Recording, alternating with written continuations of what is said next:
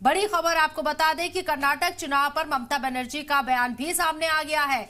Agency politics और घमंड की हार हुई है। ममता बनर्जी ने भी चुप्पी तोड़ दी है। कर्नाटक चुनाव पर, कर्नाटक के नतीजों पर अब छत्तीसगढ़ एमपी में बीजेपी हारेगी। कर्नाटक के आवाम का शुक्रिया करती हूँ। ममता बनर्जी जो कि कांग्रेस से थोड़ा अलग नाराजगी जाहिर करती हुई चल रही थी, लेकिन आज बड़ा दिल करते हुए कर्नाटक की जीत पर कांग्रेस को मुबारकबाद तो सीधे तौर पर नहीं दी, लेकिन बीजेपी की हार को उन्होंने अपना मुद्दा बनाया और यहां उन्होंने ये तमाम बातें कही कि एजेंसी पॉलिटिक्स और घमंड की हार हुई है। अब छत्तीसगढ़ एमपी में बीजेपी हारेगी। कर्नाटक के आवाम का शुक्रिया वो अदा करती है। नीतीश कुमार एक अलग मोर्चा बनाने की तरफ अपनी मुहिम को आगे बढ़ाए हुए हैं। ममता बनर्जी से भी मुलाकात की, साथ ही साथ दिल्ली का भी रुख कर चुके हैं और ऐसे में कर्नाटक चुनाव जो अपोजिशन इत्तेहाद को बार बार लेकर बात कही जा रही है उसको एक मजबूती देता हुआ नजर आएगा क्या, ये देखना होगा।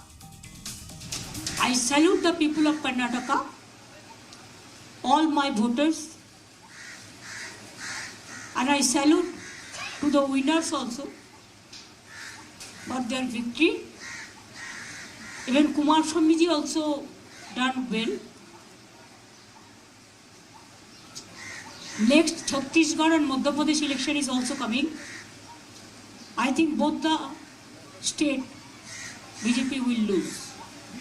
Now it is the beginning of the end of 2024.